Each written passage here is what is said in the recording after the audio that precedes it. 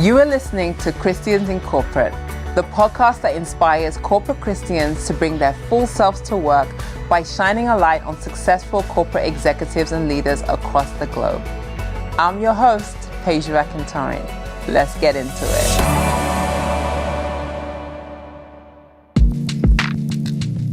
From tragedy to triumph, this is the story of Anouk Brumfield McIntyre, a senior partner and VP at IBM. Anouk was born to teenage parents back in the 70s, and due to an unstable childhood, she was forced to grow up with her grandmother in Shreveport, Louisiana. But it was from growing up with her grandmother that she learned some of the most important lessons in her life. And it's those lessons that helped her build a successful career where she spent over 30 years in the consulting arm of IBM. She's since retired and is now a self-employed consultant and an international best-selling author. In this episode, Anouk shares some of the key lessons that she learned from her grandmother, her aunts, her mentors, her sponsors, including the importance of differentiating yourself, knowing your worth, walking in faith, and so much more. I took so much away from this conversation, and I pray you do too. Anouk, I am so excited that you're here today. How are you doing? I am doing fabulous, and I am super excited to be here. And so thank you so much for having me. Yes, I'm honored that you are here.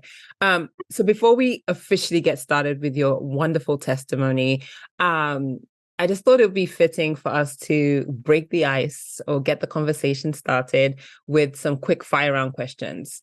So these are this or that questions, meaning that you would just choose one of the answers. Okay, it is work related. They want to put you too much on the spot here. Okay. Work related, you choose one of the answers that I'll provide. And that's it. No need to think too deep. It isn't that deep. But I would love to better understand how you work. So the first question is, would you rather work from home or work from the office? Work from home, no doubt. Okay, video call or phone call? Video call. Mm-hmm. Email or live conversation? Live conversation. Yes. Early bird or night owl? Early bird. Tea or coffee? Tea. Music playing in the background while you're working or complete silence? Now that one depends. So complete silence. Mm-hmm. Yeah. Do you learn by seeing or do you learn by doing? Doing. Tidy desk or messy desk? Tidy. I cannot work with clutter. Yeah, I know. Because I feel like when your desk is untidy, your mind is untidy. Yes. Right? Same thing for my house. Right. Okay. Would you rather work until later with breaks or leave early without breaks? Work later with the breaks. Interesting. And then the last one is after work drinks or movie at home? Movie at home. Yes. High five. I'm just like, after I spent all this time, I know anybody got time for drinks. Like I want to snuggle and hang out on my couch. Yes, so, it's time to chill. Yes, totally aligned there. All right. We're going to get into it. Again, I am so excited for you to share your powerful testimony of how God has worked, not only in your life personally, but also professionally. So I know you were born in Shreveport, Louisiana, from the South. I'm not going to try and do a fake Southern accent, but you were born to young teenage parents. Can you tell me a little bit more about that experience? Yeah, definitely. So I came from very humble beginnings. My parents were high school sweethearts. They went to high school together in Shreveport, Louisiana. They lived right around the corner from each other. And my mom said she was so attracted to my dad because he smelled really good. So obviously he went to school with a bottle of cologne on. And so they were so in love. They ended up getting married. They had my brother, who's 2 years older, right as my mom was graduating from high school. And so they had 18-ish? Yeah, around 18. And then they had me when they turned 20. So they were still very, very young. And I can remember when I was 20 that I was still trying to learn myself. I probably didn't figure out who I was till my 30s, and I'm still learning myself every day. Yeah. So they were so young, so in love. They really didn't know who they were. They were trying to find themselves. So they didn't quite have children as their top priority at the time, yet now they have these two kids that they're responsible for.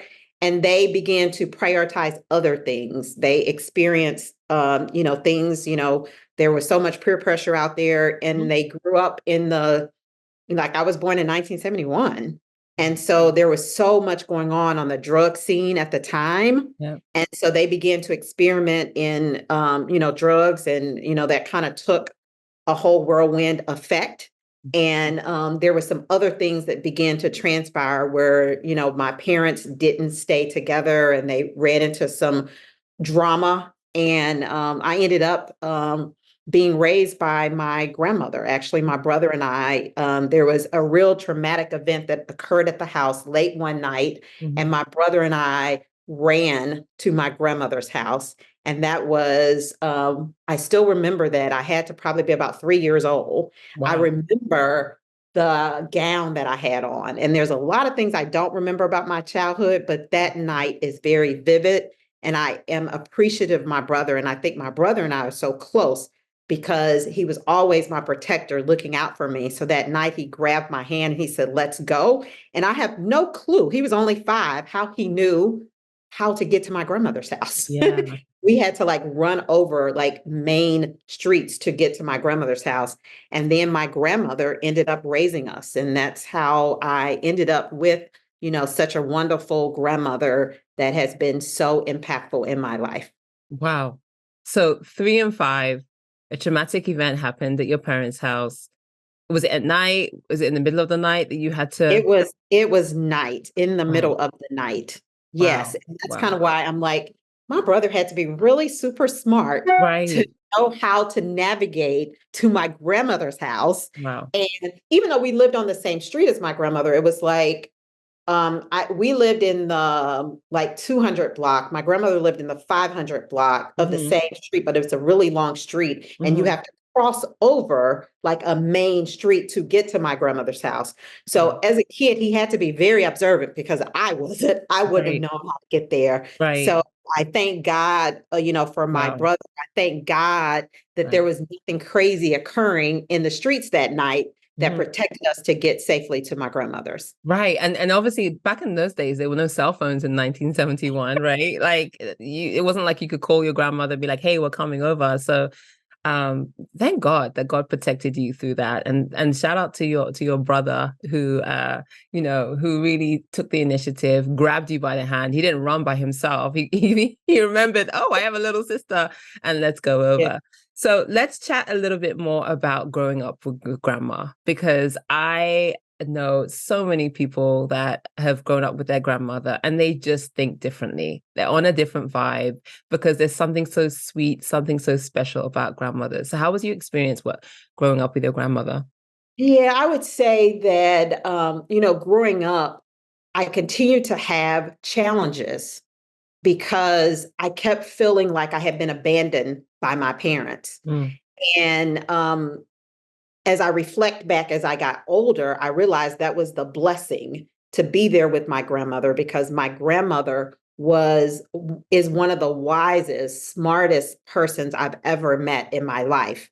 And I say that very humbly because she did not have the opportunity to, go to school. She didn't have a chance to go to college. She went to only through 6th grade, because back in her day, she had to pick cotton, and then she had to get a job to raise her family. And she had, 6 children that she was responsible for. And she just didn't have that opportunity. It was a privilege that she was not afforded. And so as I reflect back on all the lessons she taught me, she really taught me the value of hard work.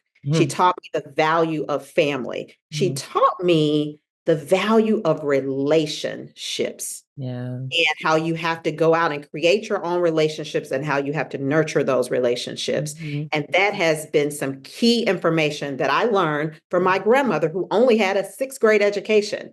Yeah. And even though through my life, sometimes I struggled with abandonment issues, feeling like I was not good enough because I was not good enough for my parents, who were so young Right. that didn't prioritize me. And I totally get it. My parents are totally awesome now. Mm. They have, transitioned. My dad is the chairman of the deacon board at his church. My Praise mom God. loves God as well, and they're the best parents today.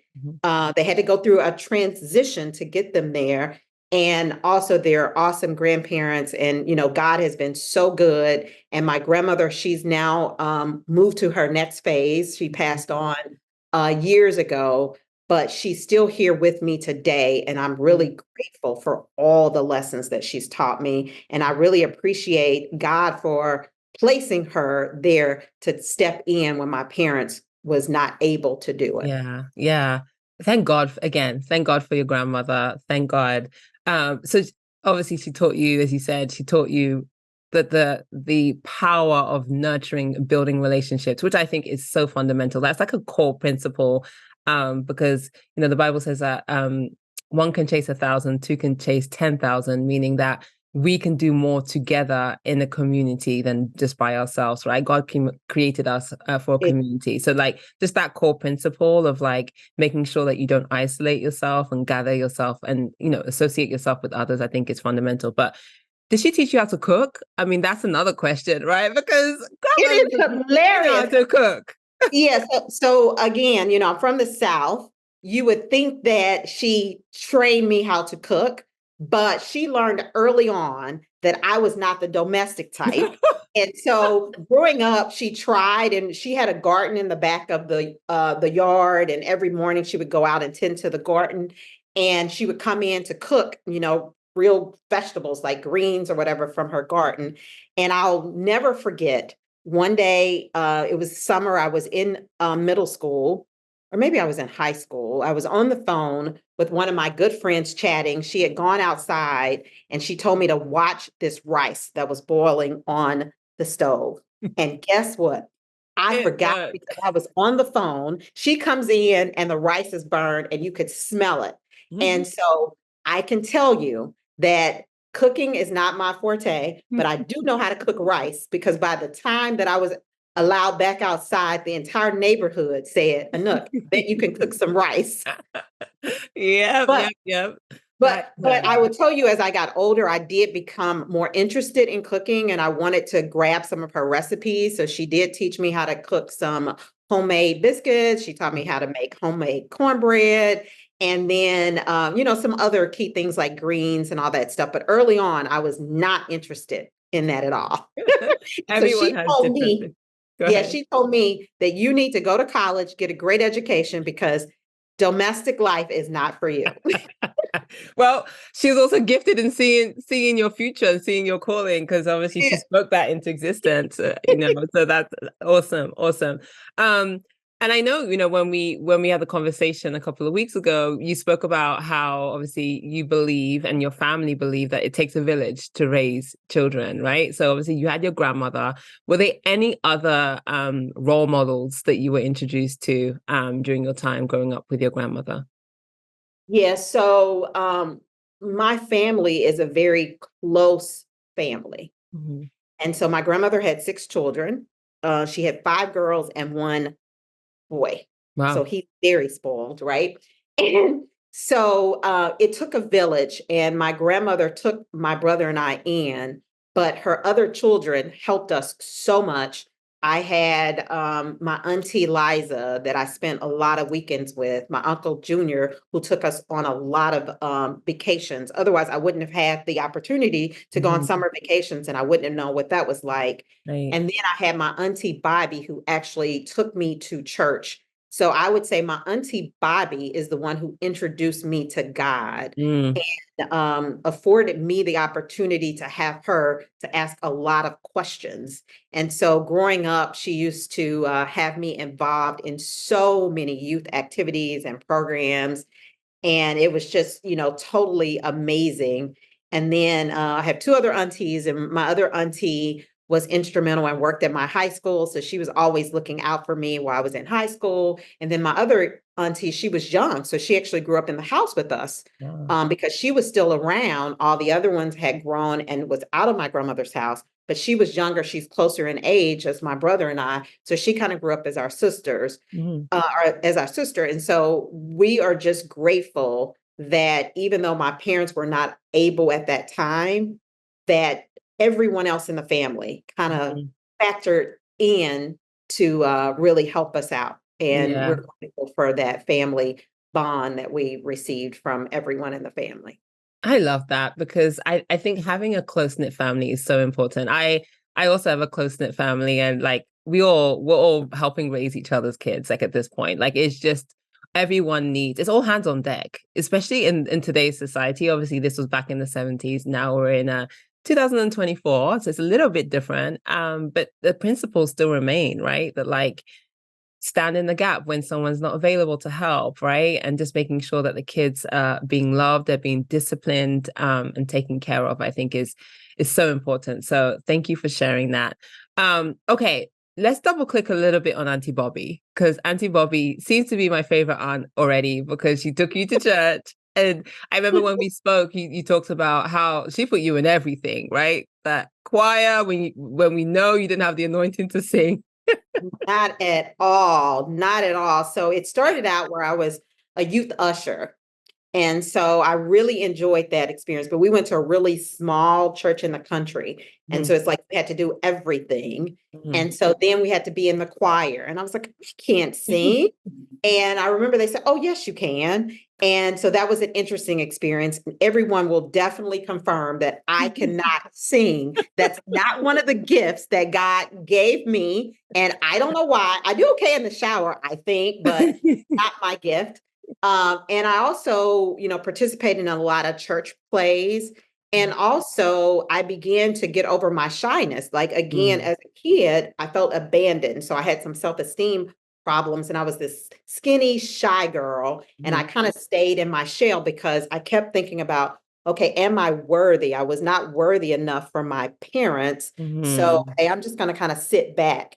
And so by my Auntie Bobby having me out front in church, and one of the things she made me do very often was to get up in front and do really long speeches. So she would write these speeches and I would memorize it. And then I would have to get up and deliver. I was like a youth speaker. And my Auntie Bobby would tell people, my niece wrote that speech. Isn't she smart? No, I memorized the speech. And then I started getting all these speaking gigs when I was really young. Like I would go from church to church doing these youth programs. And it was super exciting because it helped me to come out my shell for that moment.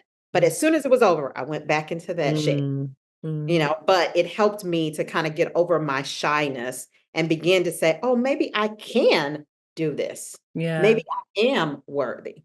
Yeah, I love that. I actually had a similar experience too. Like, so I would like to say I can hold a note. So I was in the choir for a while. I'll say I hold a note. I'm not going to say I have those gospel voices. Like we're not there yet. But all jokes aside, I was in the choir for like 10 years growing up. And I know, like now I look back, I'm like I can't even imagine myself going back to the choir doing any singing right now. But I feel like God did use that to build my confidence and being able to like, because when you're in the choir, and I was the choir leader at one point. So memorizing scripture, like remembering the lyrics, like all those kind of things, and standing on stage and being able to sing on key, remembering what the next song is, like all those things, I would say definitely helped my confidence, right? As I was growing up. So saying that to say, I totally hear you. And I feel like God, even though it didn't seem appropriate at the time, right? That God uses those to build us for what he has next. Because obviously now you are, side note, an international best-selling author, right? Former senior partner at IBM, vice president. Like you had to be on platforms subsequently, right? So I think it's super important for people to know that, those situations that seems really uncomfortable in the moment, God uses them to grow your character and to build your character so that you can flourish moving forward. But anyway, just wanted to highlight that piece. Okay, so it sounds like you were very busy at church, right? In every single group activity, choir, youth usher, youth events, going around, speaking at churches. How was your school life? Yeah, so I was really shy initially. So in elementary school, if you would talk to me, I might cry. Like, I was really smart. Mhm. I loved school, but people was something that was not easy for me to interact with just because I felt like I was not worthy. I remember in elementary school, this boy, I still remember his name. His name was Derek. He wrote me a little note to say, "Will you be my boyfriend? Yes or no, or be my Yeah. girlfriend? Yes or no?" And I started crying. And it just put this fear in me. And then in middle school, I was still really, really shy. And now it's time to go to high school. And one of my good friend, Keisha's mother, told me, and Keisha, hey, now it's time. You're in high school, and this is the training ground for life, that you guys are really smart, but you have to differentiate yourselves from others. So you not only need to get good grades, but you need to get involved in activities. You need to run for student council. And so God continued to put angels around me. I have great friends. And also, my friends' parents kind of stepped in, and different teachers, some teachers that were just teachers at the school, not even my teachers. I remember a teacher named Miss Green specifically. She's passed on. She saw so much in me. And so when it was time to go to college, she helped me to fill out applications, to get scholarships. And so I really feel blessed and appreciate God of how kind he has been. And I don't call them mentors or sponsors. I call them angels. And I feel like God has continued to place angels in my journey all along. So this little girl that came from a crazy situation and then was really smart in school, stayed really focused, but didn't want to talk to people, God gave me angels to start telling me, this is what you need to do to position you. And so they allowed me to have that preparation that I needed. So I thank God for like all of those angels. And then even when I got to corporate America, I had no clue what to do because I did not have a roadmap. There was no one, not one person in my family who had ever been in corporate America. And so I didn't have anyone to ask them what to do, how to behave, how to carry myself, what's, the things you do versus you don't do. However, when I got to corporate America, guess what? There were other angels that God had put in my path, and those angels guided me and gave me advice. And it really helped to propel my career. I just did what they told me to do, and I began to advance really, really fast. And so what I did in my corporate career as I began to advance really, really fast, I began to remember that I didn't get here alone. And it was, first of all, it was God's favor. It's not just because I was so great or so smart. It was really because God gave me favor, and he allowed these angels to tell me what I needed to do. So I continued through my corporate journey to always give back and pay it forward as well, because we all need angels. We need that help from one another. I believe that no one gets anywhere alone. Yeah. We weren't created to be an island, right? So we have to have others. I love that. I think you mentioned that it was your college roommate's mother, right? Who said, hey, you got to find an internship, right? You got to differentiate yourself. Oh, yeah. So when I was in college, again, my family members, my grandmother, even though she was someone who didn't get a chance to go to school, she really pushed school for all of her children. So all of her children actually did go to college, except for my mom. My mom decided to go to cosmetology school. But still, they really weren't guiding me of what I needed to do in college because their paths had been different of what they were interested in. And it was actually one of my guy friends. He was also from Shreveport as well. We went to high school together. We were very good friends. His mom was very helpful during my years in college. And he is the one who told me, now, hey, Anouk, we have to make sure we differentiate ourselves, and we got to get an internship.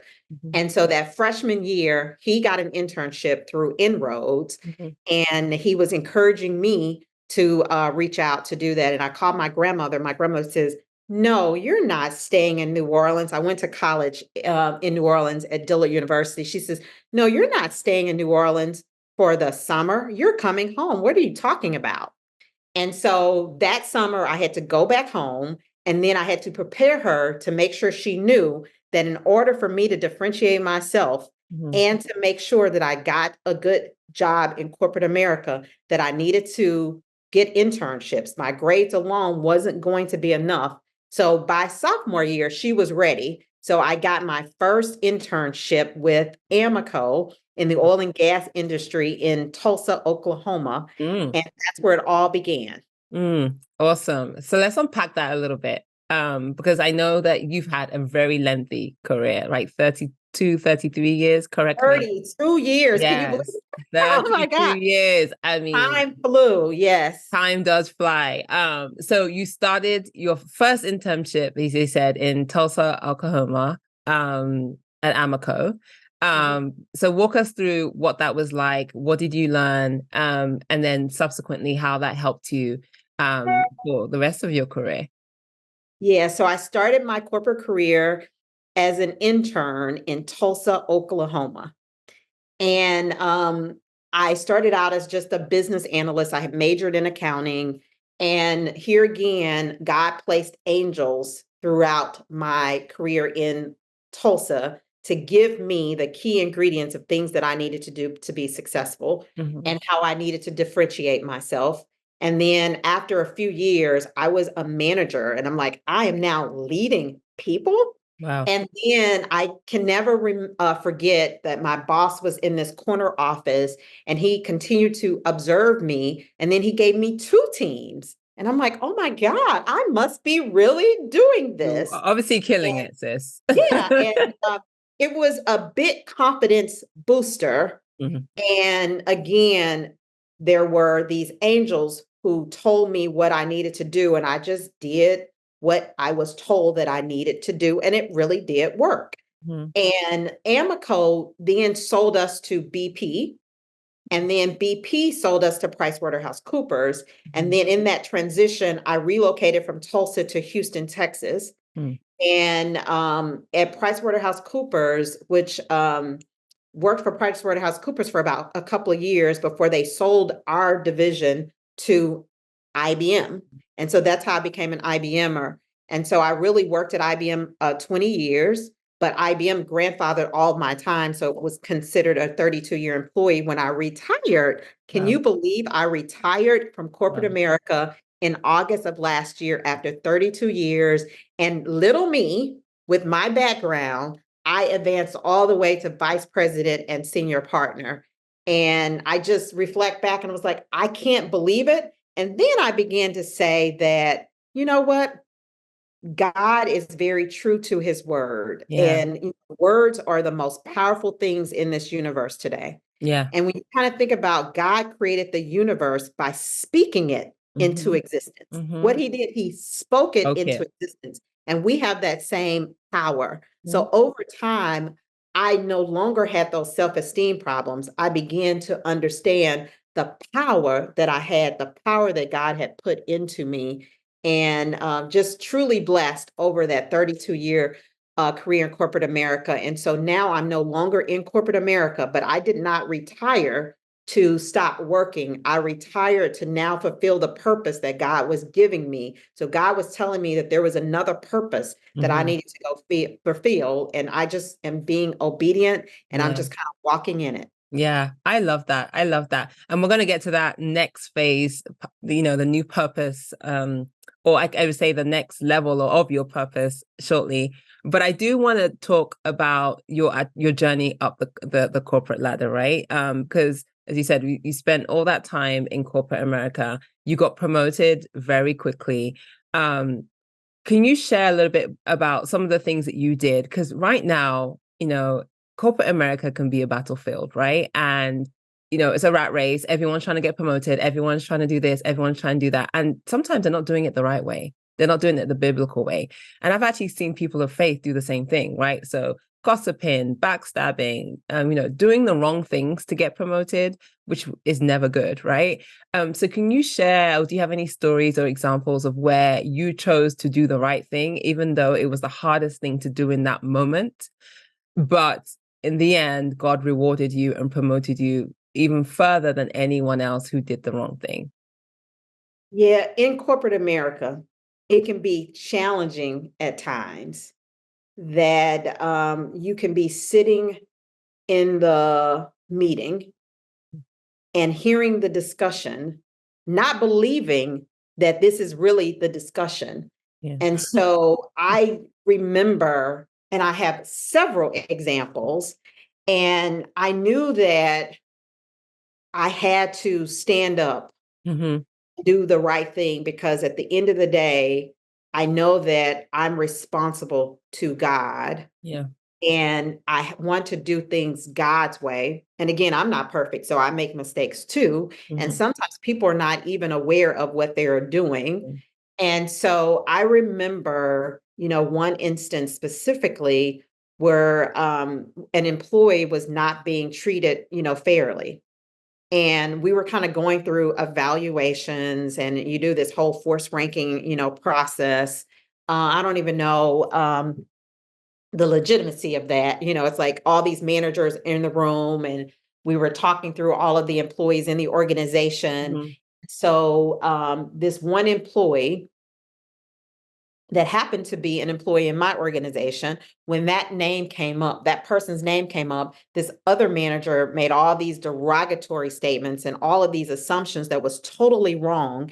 They didn't even know what that person was really going through. And so they made all these comments. And so, I kind of stood up for my employee. I fought to make sure that that employee got the fair rating that they deserved, which it was a battle, because after that other manager gave all this information that was totally untrue, all these other folks in the room began to side with him.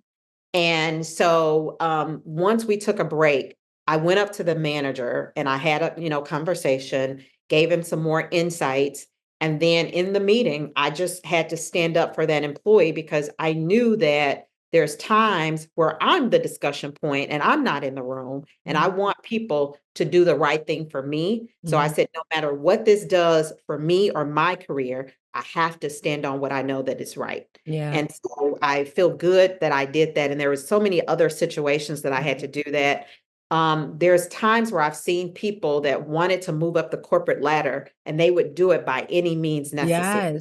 Yes. And there was many a times where I would say, no, thank you, not interested, not for me. And I do believe that it's really important for us to always know what your values are. And whatever your values are, you have to stand on that. So for us being God's people, we have to stand on God's principles. And when we make mistakes, we own it, learn from it, and move on. But we also have to make sure when we're in these corporate environments that when we see something that's not appropriate, not aligned to what's right, let's stand on that. Even that, if that means you don't get that project, you don't get that assignment, because I believe that sometimes you might lose the battle, but you would not lose the war. And so at the end of the day, we're fighting for that war, not the little small battles. Yeah. And so, yes, I have many examples in my 32 years in corporate America. Yeah, no, I mean, honestly, I've been in corporate America for 15 years, and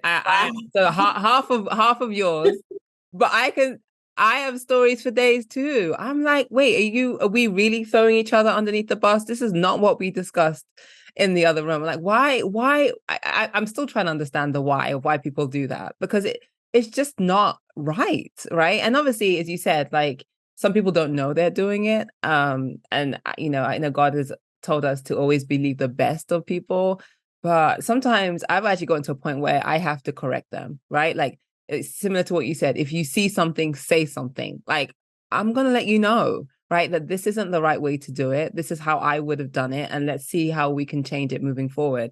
Because the behavior could be replicated by junior colleagues, and it just keeps on getting worse and worse everyone's trying to do this, everyone's trying to do that.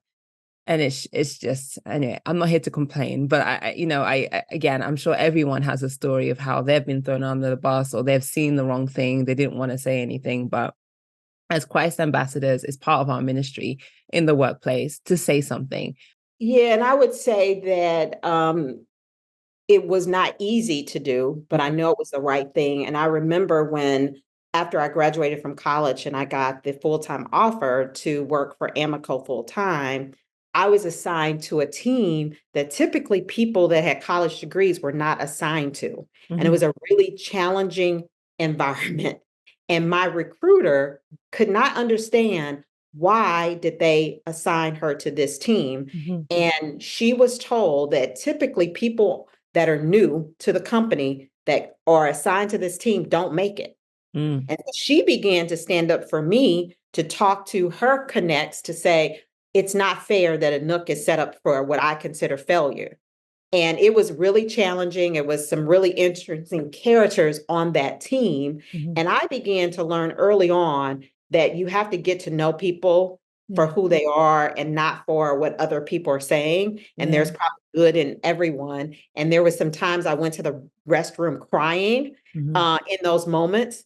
And then I began to say, let me just get to know them, that I understand what they're saying, but I really do feel like that God has equipped me to get through this situation. And he really got me through that situation. And I think that really helped me in my corporate journey to say, if I could do that then, I could really be in a lot of situations. So it's all that preparation, like we were talking early on about, being at church and the preparation we get at church. And sometimes when we go through these trying situations, it's really just part of the journey that's building strengths that's going to help us when we get to that next level. That's what that reminded me of as well when you were like elaborating on some of the things you've had to do as well. Yeah, I love that.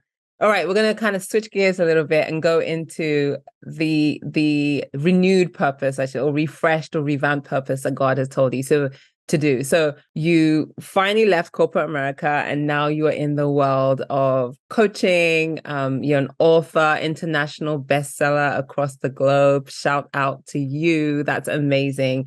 So let's talk about why you decided to write a book. I feel like you've touched a little bit on it throughout this podcast, but let's talk about why you wrote the book and your journey to actually writing the book. Yeah, so the name of my first book is called 30 Days to Yes to Me. And it's the power of no. It's emphasizing to a person that you have to be kind to yourself. You have to nurture yourself. You have to be optimistic on your life and know that you are worthy. And so the reason I was inspired to write this book was I felt like I had a story inside of me. When I think about my humble beginnings and all of the things that I've been through, and oftentimes I didn't feel like I was worthy or I put everybody in front of me, I began to say, wow, I need to know that I am important, that I deserve the best, that I can have the best. And that I just felt like there were so many other people that was experiencing the same things. So I wanted to kind of put this out to inspire people. And it's a really short book. My goal was to make it really short because people are so busy. I had a longer version and I began to skinny it down because I was like, in this today's world where people are so busy, I need to kind of keep it, short, sweet, and simple. And I wanted it to be something that would be applicable to a lot of people, no matter where you are in the globe. And I wanted to be something that was really actionable. And what God has been telling me is wanted to use my story to help to transform the lives of others. So I want to do it through my book. I want to do it during speaking engagements, want to do it through, coaching and some other businesses that, I've launched with some other females so that we can help people become the better version of themselves. So that's my calling. And I feel good that I'm walking in my purpose today. Yeah.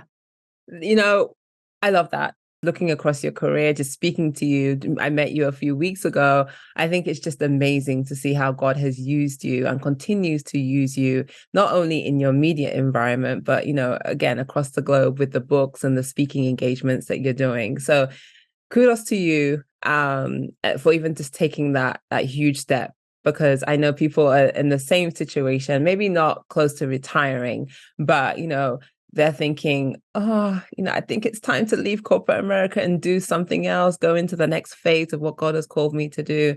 And I think that you're a great example where you've taken that leap of faith and impacting, thousands, if not millions of lives across the globe. And I'm excited for you. So thanks for sharing that. Yeah, I received that. You said millions. I received that. Listen, power of words. Yes, power of speaking words, into sis. existence. Yeah, because people thought I was totally crazy that I wanted to step down and leave corporate America after making it all the way up the corporate ladder to vice president, senior partner for a big company like IBM. So, my compensation was great. And I really enjoyed IBM, worked with great people, had an opportunity to do some wonderful things, but God kept telling me it's time to do something else. And I'm like, is this God? And folks were like, no, don't do that. And, you would be crazy to do it. Then I began to say, God told me what I'm supposed to do. So I'm going to trust God and know that I will provide and that God is my source. And even though I stepped away from a really nice compensation and that I definitely believe that if I stay in my purpose, that everything is going to be okay. And since I've left, God keeps providing those angels along my path. And I just cannot wait because I know the best is yet to come. Yes, the Bible says the latter shall be greater than the former. Yes, say that. It's a promise, right? Yes. So as we wrap up, this has been such a great conversation, Anouk. But as we wrap up, you had to leave a message for the listeners today. What would the 3 things be? Yeah, I would say the first thing is to, have faith that if you want something, know that you can have it. And that if you don't know what to do, just start moving, get in the right direction, and God will provide mentors, sponsors, coaches, and angels in your path to help you. So faith is so very key. In the Bible, it says you just need the faith of a mustard seed. Number 2, I would say that growing up, one of my favorite quotes was shoot for the moon. And if you miss, you'll be among the stars. And so I still believe that people should really set really high goals and dream big. Don't dream small, dream big and go after it. And you'll be greater than you could have ever imagined. And then number 3, along this journey, make sure that you're always being your authentic self. Never sacrifice who you are for anybody, anything, any situation.